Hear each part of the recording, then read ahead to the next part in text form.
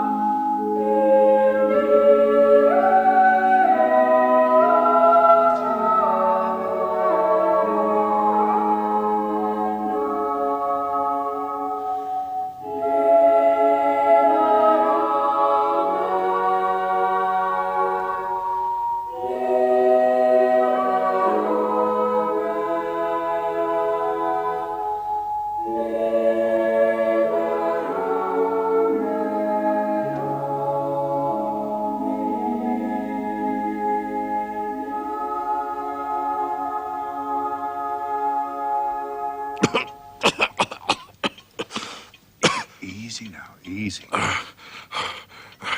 I must apologize.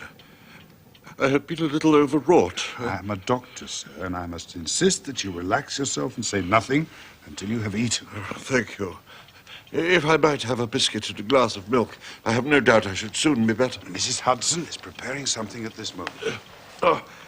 Please forgive this weakness. I really must...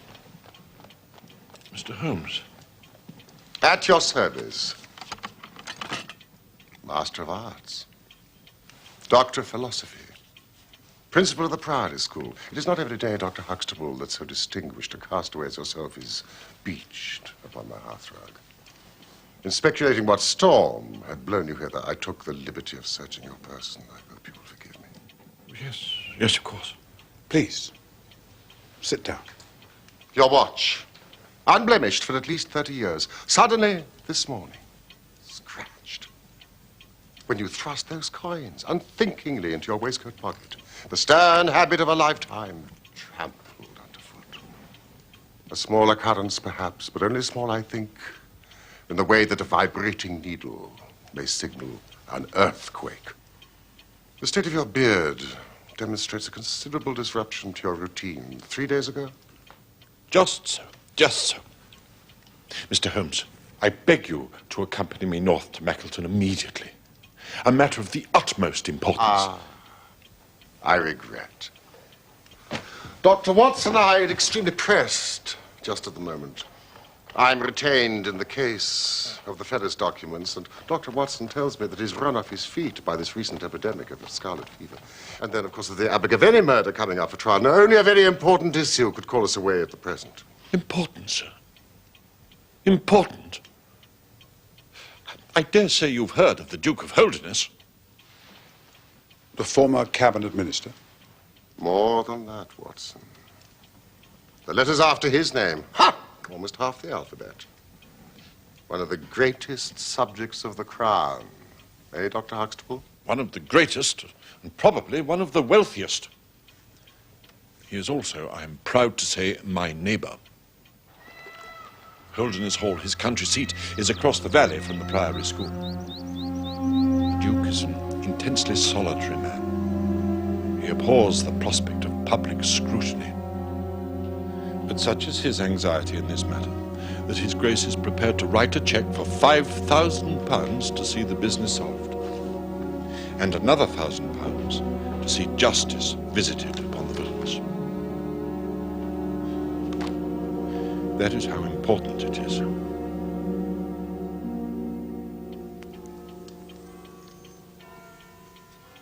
A princely offer, Dr. Huxtable.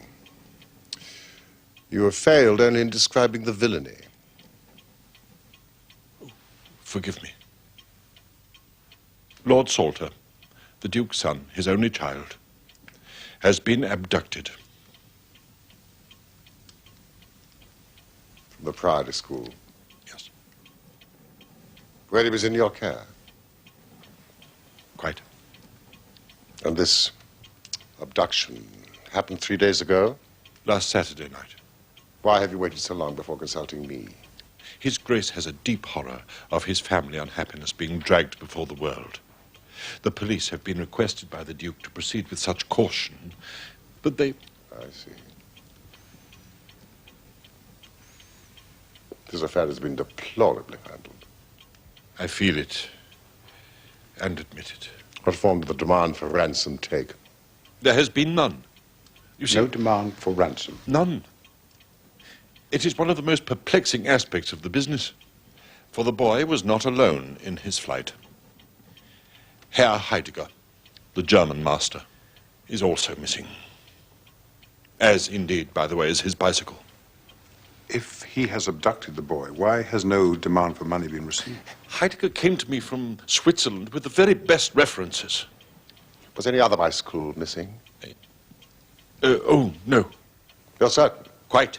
Mr. Aveling checked all the bicycles. Dr. Huxtable, do you really mean to suggest that this German master rode off upon his bicycle in the dead of night, bearing the boy in his arms?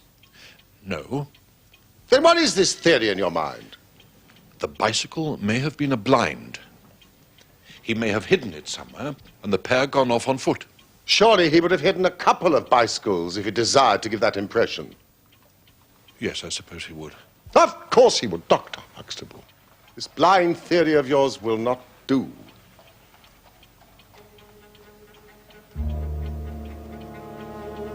However, it is an admirable starting point for an investigation. Watson, would you send for a cab immediately? Now, Holmes. Sat. And pack! We have just enough time to catch the overnight train from St. Pancras. Dr. Huxtable, I should do a little work at your doors. Perhaps the trail is not so cold, but the two old hounds like Watson and myself may get a sniff on it. I imagine the arrival of Lord Salter at your school must have been quite a feather in your cap. My proudest moment, Mr. Holmes. Ever since Blackwell's published Huxtable's Sidelights on Horace. A notable little success in its day. You may have heard of it. No. How old is the boy? 9. And he's been with you how long? Oh, since the beginning of the winter term.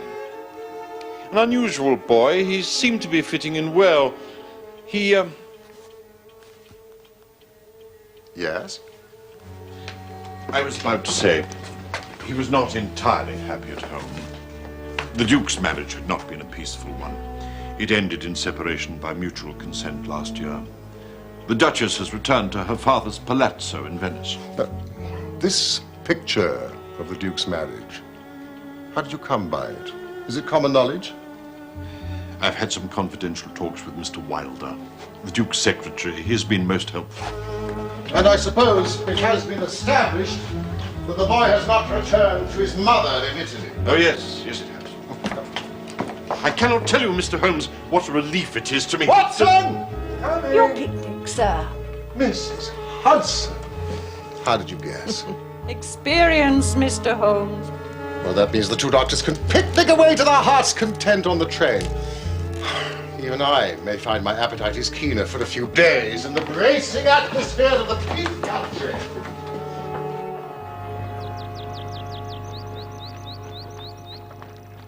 I think I will do myself no injustice when I say that the Priory School is the most select preparatory school in England. Lord Leverstoke, the Earl of Blackwater, Sir Cathcart Soames, they've all entrusted their sons to me. You can't see Holderness Hall from here, but there's a very fine view from the chapel tower. Servete discipuli. I will begin with the boys' room.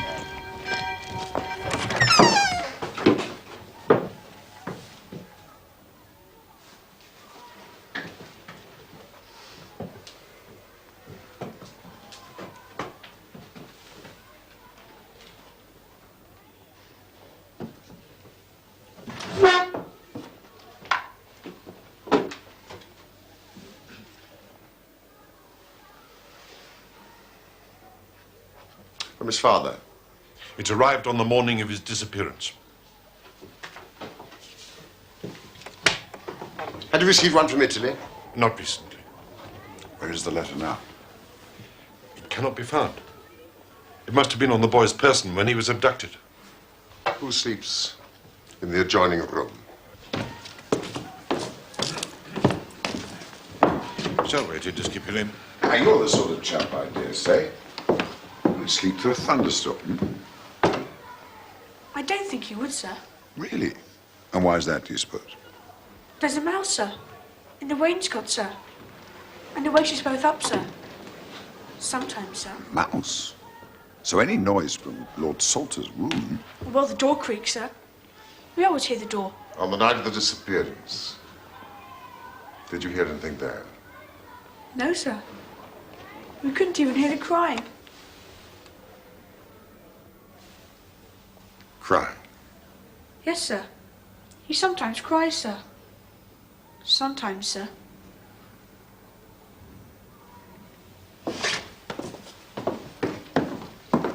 Thank you, boys.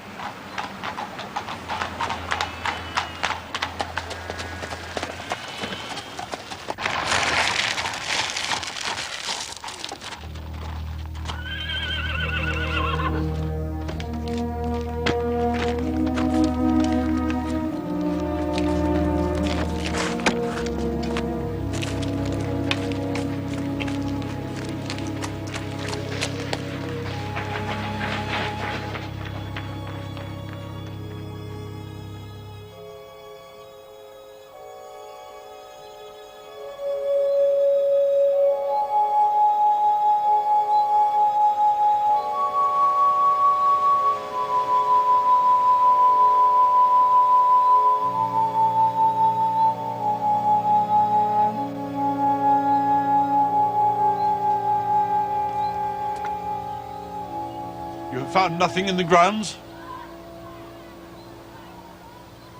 There's no knowing what I have found. The trail is cold. Headmaster!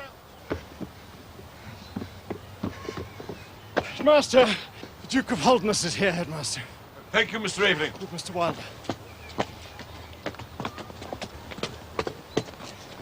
Mr. Holmes? Yes. The Duke is waiting, Mr. Holmes. That will never do.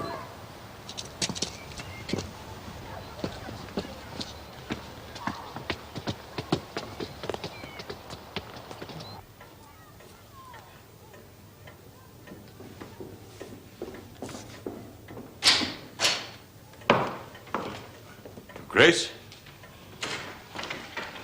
Mr. Wilder? I called yesterday, Dr. Huxtable, but I was too late to prevent your starting for London. His Grace is surprised, Dr. Huxtable, that you should have invited Mr. Holmes to undertake an investigation without consulting him first. When I learned that the police had failed... It is by no means certain that the police have failed. Oh, but surely, Mr. Wilder... You are well aware, Dr. Huxtable, how anxious His Grace is to avoid all public scandal. He prefers to take as few people as possible into his confidence. I'm sorry, Mr. Wilder. The matter is easily remedied. Mr. Sherlock Holmes can return to London by the morning train. Oh, hardly that. Hardly that. I enjoy your invigorating northern air. I shall spend, at any rate, a few days upon your moors. Who knows, I may at least find Herr Heidegger's bicycle, if nothing else. This is not a trivial matter, Mr. Holmes. I am gratified that you think not, Your Grace. If there was meaning in that remark, Mr. Holmes, I'm afraid it escaped me. Your only child has disappeared. Your hopes, your future, your noble family itself is threatened with dissolution. Your point, sir? I ask your grace, what is modesty to this? To your child's life? What is reputation? But then it might be replied, what is continuance without honor? However, I believe you are largely in the right, Mr. Holmes. If you refer to the constraints I have placed upon the activities of the police, then perhaps I have imposed too much. I have a morbid fear of the public gaze. It would be foolish not to avail ourselves of Mr. Holmes's services, James, now that he is here. Mr. Holmes. Your grace. Perhaps you would like to come and stay with us at Holderness Hall. I thank your grace, but I think for the purposes of my investigation, it would be wiser for me to remain here at the scene of the mystery. As you wish. Mr. Wilder or myself will be available to provide you with any assistance that you might require.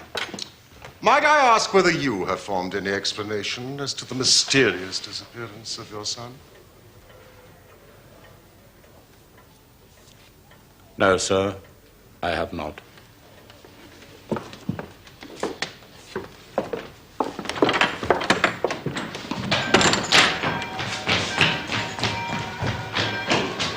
He is a fine boy, Mr. Holmes. And how long has he been in your class? Since his arrival here. Did he speak much of his family? Not much. It's my belief that he missed his mother. There's something of his father's reticence in him, you understand? The separation between the Duke and the Duchess, did he talk about that? Not really. It's a little mysterious. The boy insisted that they loved each other very much. You don't think that could be whistling in the wind to cheer himself up? No, he is a very realistic child. Ah, but not a very realistic family. My research shows they once provided a member of the Hellfire Club. You wouldn't know, I suppose, what time Herr Heidegger retired to his room on the night of the disappearance. Not really, but quite late. After 11. He was duty roundmaster that night. You're a cyclist, I believe. Yes. Oh, yes. Did Lord Salter ever accompany you? No, he is not yet able to retain his balance. You wouldn't, I suppose, happen to know the make of tires on Herr Heidegger's bicycle? Certainly a lovely bicycle, by the way, made in Bremen. The tires were Palmer. You know, the ones with longitudinal tread. I know them well. Thank you. Doubly helpful. Pleasure, Mr. Holmes.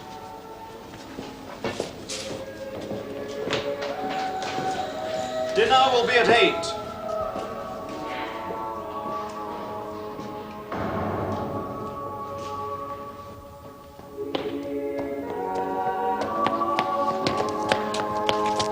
I beg your pardon? Holmes? This case grows upon me, Watson. There are decidedly points of interest in connection with it. Here, look at this map. There are certain geographical features which may have a good deal to do with our investigation. This dark square is the Priory School. This, the main road, with no side turning for a mile either way. To the north of the school, the land rises slowly. To the south, a large district of arable land with high walls and hedgerows. Impossible territory for a bicycle. What did you discover at Oakbourne? Well, the police had reports from all over the place on a man and a boy seen together. They completed their investigation on the sightings only this morning. With what result? Useless. None bore the slightest resemblance to the boy or the German master. Excellent.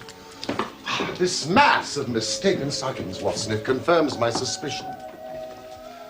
I don't believe they used the road. That powerful curiosity of quiet places would surely have found them out. I don't think they used the road at all. Yeah, but the bicycle. A good cyclist does not need a road, Watson. The moor is intersected with paths. And remember, the moon was at the full. No, it is to the north that our quest must lie. You have done well, Watson. Dinner soon, you'll be happy to hear. But I do have just one point on which I need to be satisfied. Herr Heidegger's room. 10 minutes. Mr. Holmes has been delving into the origins of the Holderness family. Like many ancient lines, it sprang from a very muddy source. Muddy, Doctor? Well, not to be too delicate about it, they were cattle thieves. A warrior class, ingenious, daring, but the basis of their wealth was running off with other people's cows. Holmes even tells me that the Holdernesses furnished one of the madder members of the Hellfire Club.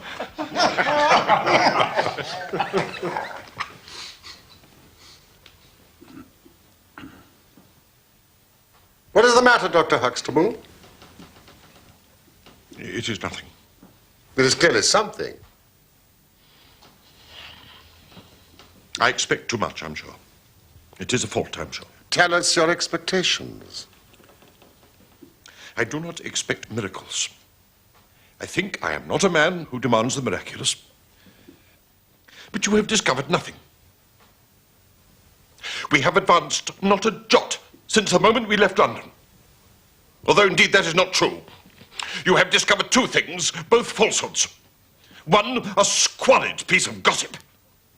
And the other, an apocryphal and insulting fancy about the origins of my great patron.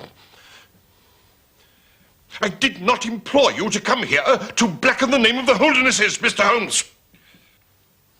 Calm yourself, Dr. Huxtable. We have, in fact, advanced some way. I can, for example, describe to you in some detail what took place at this school on that fateful night. Also the behavior of your excellent and faithful German master. Faithful Heidegger? What, sir? Herr Heidegger retired to his room soon after 11 o'clock. He was the duty master that night. Now my friend and colleague, Dr. Watson, will impersonate. Heidegger has still 2 hours' work ahead of him, and it's been a long day. He allows himself the comfort of removing his jacket. He moves across to the chest by the door and pours himself a glass of sherry. Badly needed fortification for the task that lies ahead.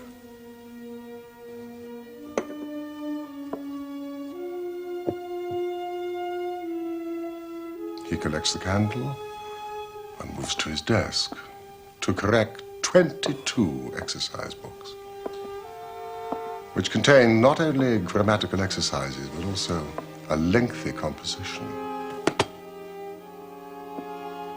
You see my point, Dr. Huxtable.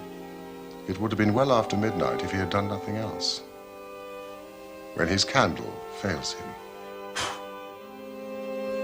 The candles are kept in the chest by the door. He rises from the desk to fetch another one, but he cannot see to find them. So he turns to the window to draw the curtains to see better by the moonlight. Across the rooftops in the gate tower, the boy has been waiting for darkness, knowing that his flight must not be observed.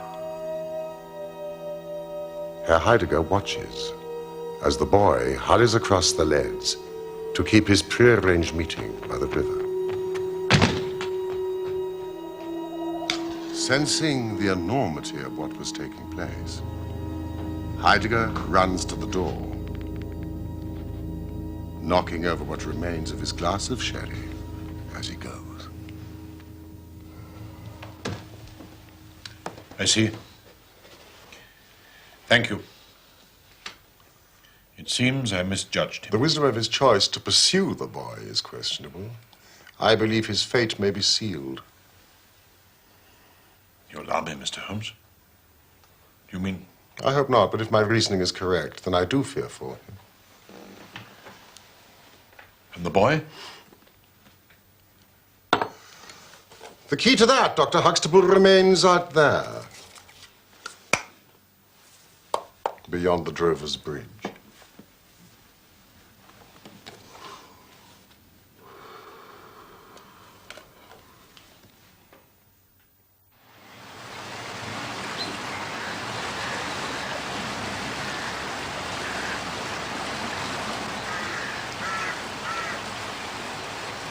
Poor beast.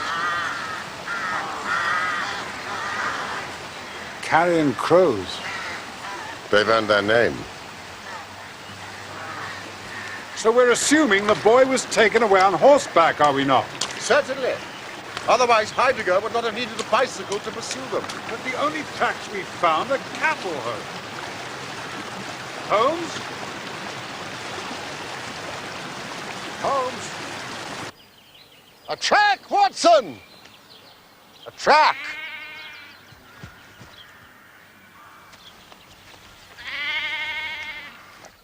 A bicycle? Certainly a bicycle.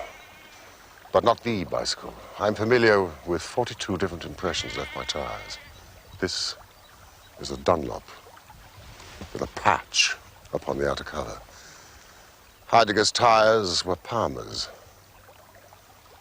This is not Heidegger's track. Oh. Whose then? Whose indeed? Watson. These are Palmer tracks. Heidegger has been this way.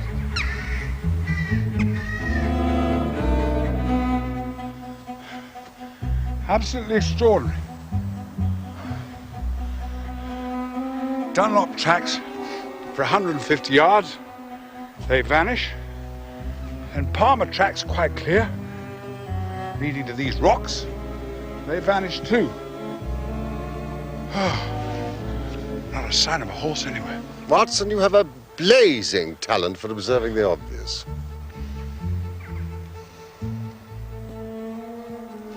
Should have bought some luncheon. Anyway, what was Herr Heidegger cycling after? Cows?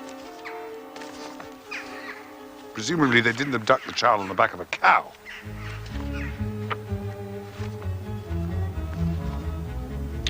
All traces of horses obliterated. And much evidence the two bicycles have vanished into thin air. Impossible. Precisely. It is impossible as we have stated it. Therefore, in some respect, we must have stated it wrong. Ah. There's a hostelry marked on the further edge of the moor. Holmes? There's a hostelry on the Chesterfield Road. Yes, if we keep on this line, we should come up to it. Well, that's where I'm going to try my luck. I'm hungry.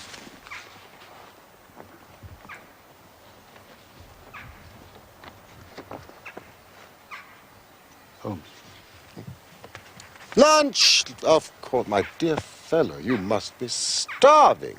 Now, observe that map.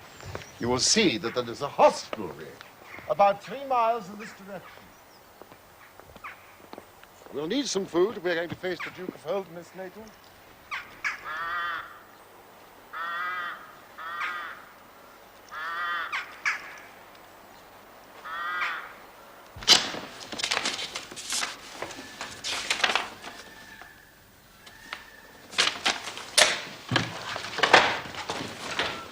Nothing? Nothing. I must tell His Grace.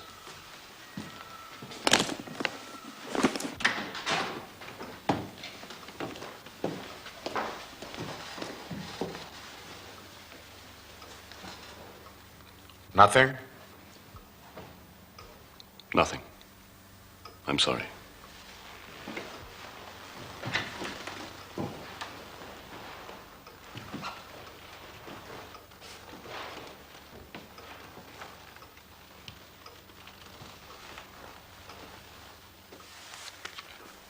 I'm sorry.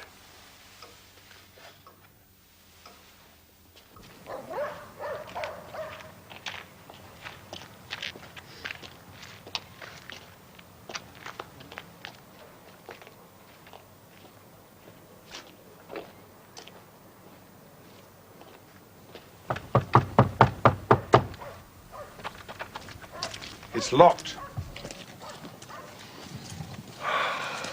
Primitive, but forceful, as sporting portraits go.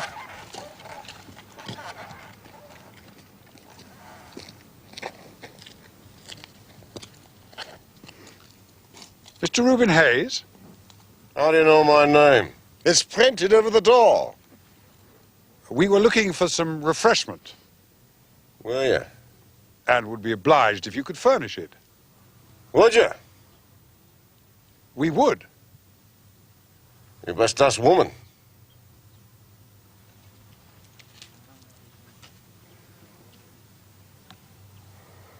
Insufferable lout. If we're going all the way to Holderness Hall this afternoon, let us try to hire those unprepossessing beasts. What do you say?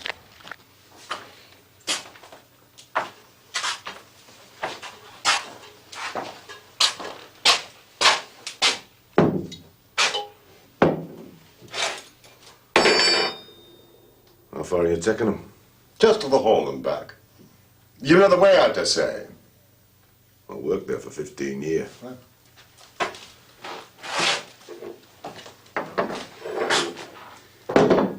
Yeah, you can take them. My word, Mr. Hayes, you have injured yourself. It's not. I am a doctor, sir, and I assure you it is. You should have it attended. How did you come by it? One of my dogs did it. Those scratches. What about them? Well, to judge at a glance, they were that far apart. What animal would make such a scratch? Probably a descendant of Champion Jack. Cockfighting is forbidden by law and has been for 50 years. Many things are forbidden by law. What law is there in such places as these? Ah, excellent, Mrs. Hayes. Thank you. What have you cooked for me? White pudding, swedes, and next.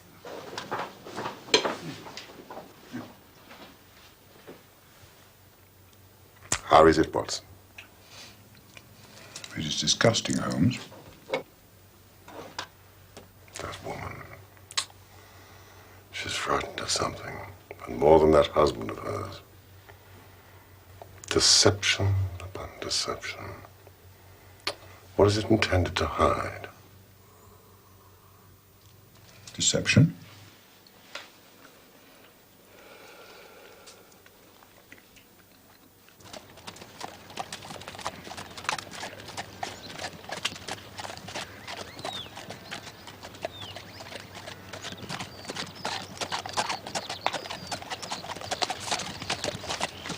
Ah, Watson. My horse is lame.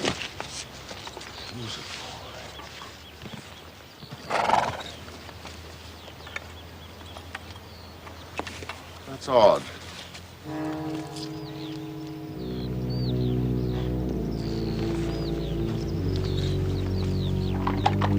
Old shoes, new nails.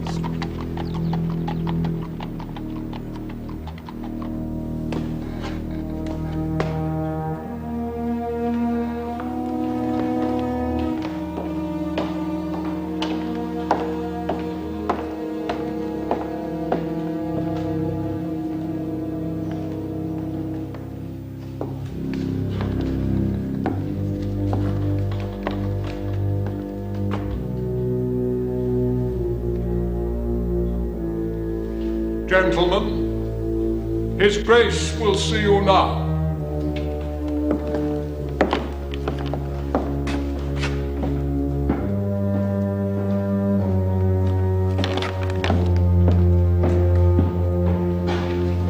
Ah, Mr. Wilder. Mr. Holmes, Dr. Watson, welcome to Holderness Hall. His Grace will be joining us shortly. We are placing high hopes on your skills, Mr. Holmes. Do you bring news?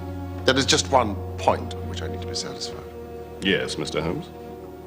It concerns the Duke's private correspondence. As His Grace's private secretary, perhaps I can be of some assistance. I believe His Grace wrote to his son upon the day this incident occurred. No, I believe he wrote on the day before. Yes, but he would have received it upon that day. Yes, quite probably. Might there have been anything in that letter which would have prompted the boy to run away? Oh, I hardly think so. Anyway, he would have run here, if anywhere. Or to his mother in Italy. No, sir. Lord Salter would realize the impossibility of achieving such a goal, even if abetted by this German. He is an intelligent and practical child. And yet he cries in his sleep. Did His Grace post the letter himself? His Grace is not in the habit of posting letters. The letter was laid with others upon the study table, and I myself put them there. The only other person who would handle them would be Rivers, who delivers the daily post to the lodge. And you're sure this letter was among them? Oh, yes. I observed it. And what have you observed, Mr. Holmes? How does your investigation progress? Are you to disappoint me? I hope still to render your Grace a happier and myself a richer man. But what have you discovered? It is mostly a matter of clarification. My belief is that the boy was tempted out of the school by a prearrangement, and I suspect that his mother may have been the bait. The German master observed his departure and set off in pursuit. We tracked the passage of his bicycle across the moors with much difficulty. It is almost as if the tracks were deliberately expunged by someone. Mr. Holmes? Someone driving cattle. You don't happen to know if the cattle on the moor... What about them? I hope you have seen none. We cannot winter cattle outside in our upland climate. They will not be out of the yard for, at least another 2 weeks. I have been as blind as a beetle. I thank you, Grace. Old shoes and new nails! Old shoes and new nails! Oh, there's something you should see! It is a remarkable car that trots, canters, and gallops! Did you see those horseshoes? I saw them! The marauding palace of Poltergeist shot their horses with cloven horseshoes to escape detection! Reuben Hayes took advantage of a piece of local history!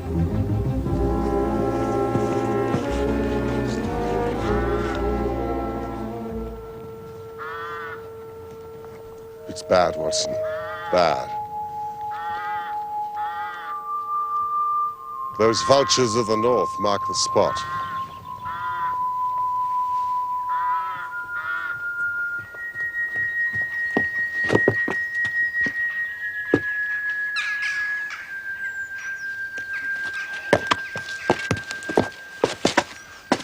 German master.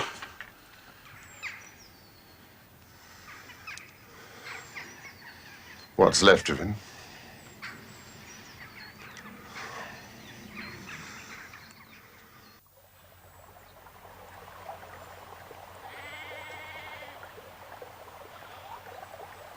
Hello! Hello! Hello! Hello! Hello!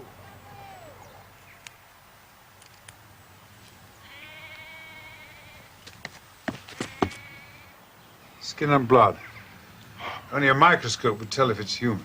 A consistent adage with a scratch on Hayes' neck. Oh, yes. Cause of death? Strangulation. The larynx is quite crushed. That shepherd can be our messenger to the Friday school with the news of this tragedy. You must proceed on foot, Watson. I was warm at that inn. Warm, as the children say. The trail grows colder every step I take away from it.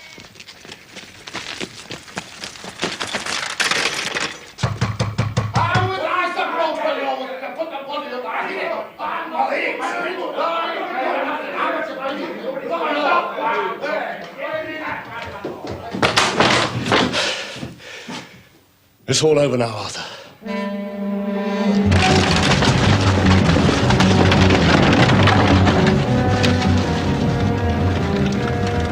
Reuben Hayes. Let's hope we're not too late. A Dunlop with a patch on the outer cover.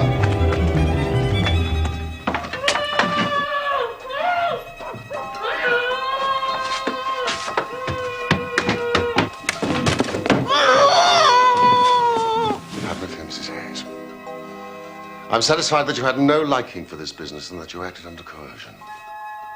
Someone came for the boy. The Duke's secretary, Mr. Wilder.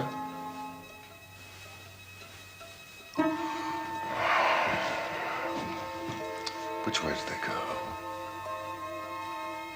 Across the moor? Towards a Chesterfield road. Will Buick's cottage. Excellent, Mrs. Higgs. I was the lad of the Duke's household, Watson. You are now the boy's guardian angel.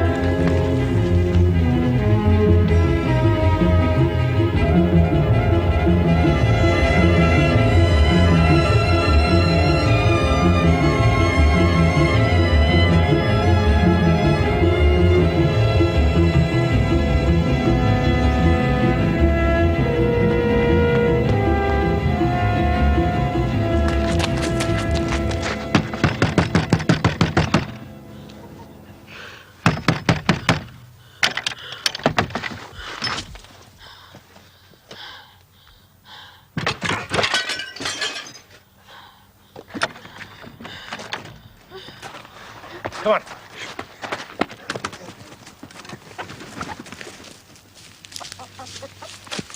I fancy I see your Grace's checkbook upon your desk. I'd be glad if you would make me out a check for £6,000. Perhaps it would be best if you were to cross it. Capital and Counties Bank, Oxford Street branch are my agents. I do not possess a temperament, Mr. Holmes, that appreciates the kind of acidulous pleasantry that clearly amuses you.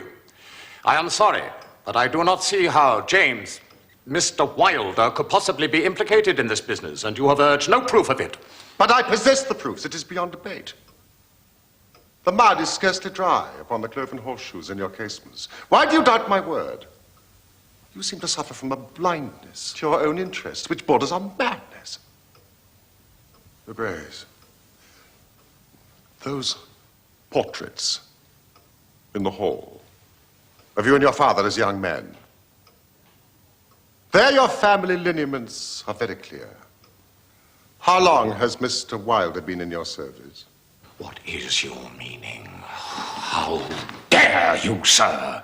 You do not understand. You are a barbarian. You will never. Please leave me immediately.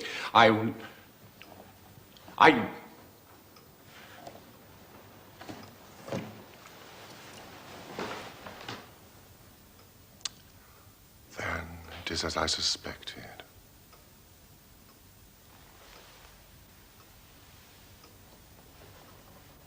Mr. James Wilder is your son.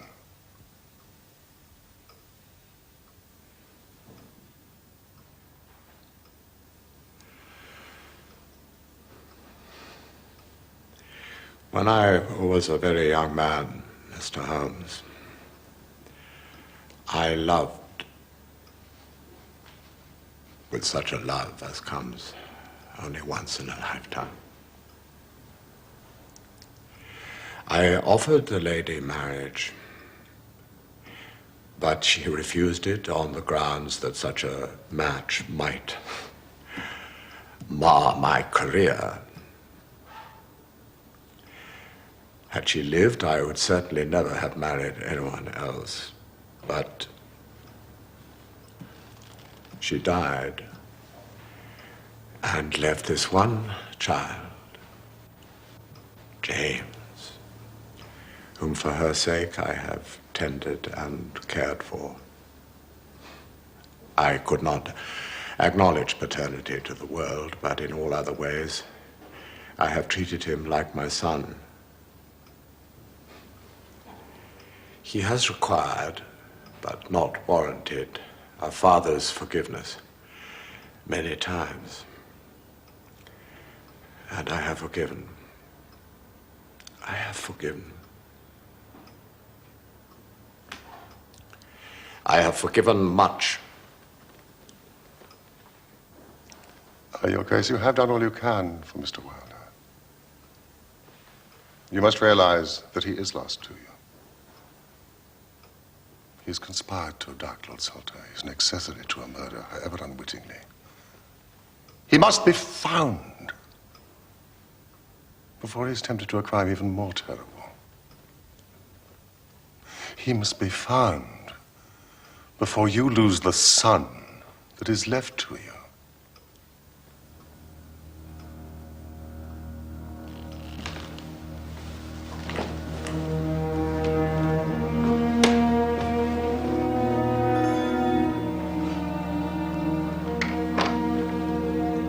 Rivers, you are to organize a search of the moor, westwards in a line from the temple to the pavilion.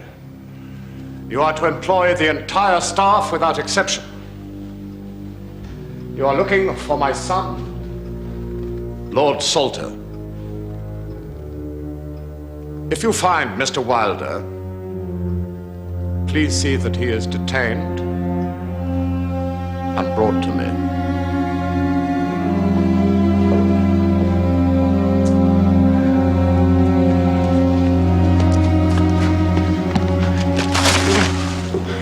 Wilder intercepted your letter and substituted a note which deceived your son into believing that he was to see his mother. The murderous Hayes was his paid accomplice, but the police have been alerted. Hayes will not escape. What? I tracked them up onto the moor, but they disappeared. I searched the area, but it's as if the earth just swallowed them up. With my research into your family history, I seem to recall mention of a huge limestone cavern where the stolen cattle were penned. The cathedral. Come on! Come on!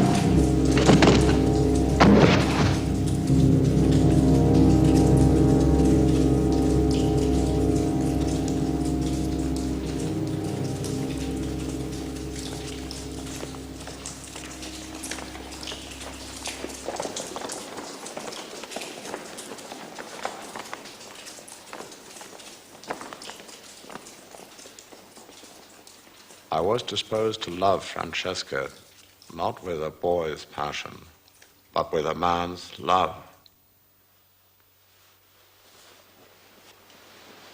My marriage to her founded on James's jealousy.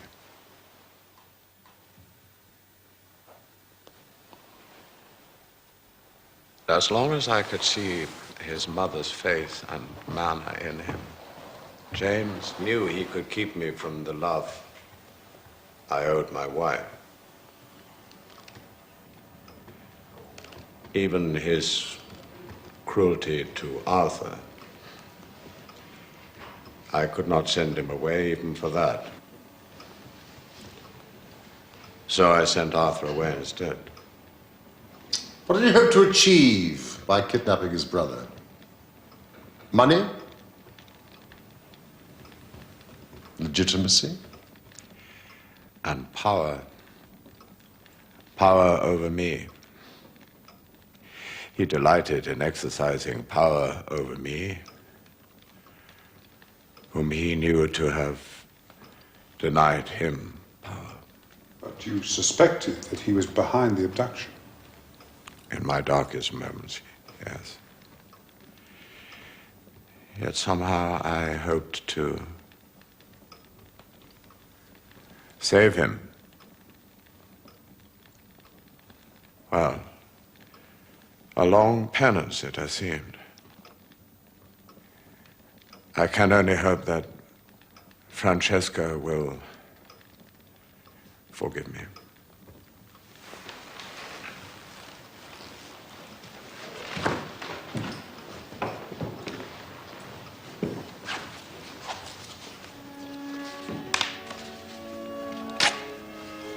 Thank you, Mr. Holmes. Your Grace.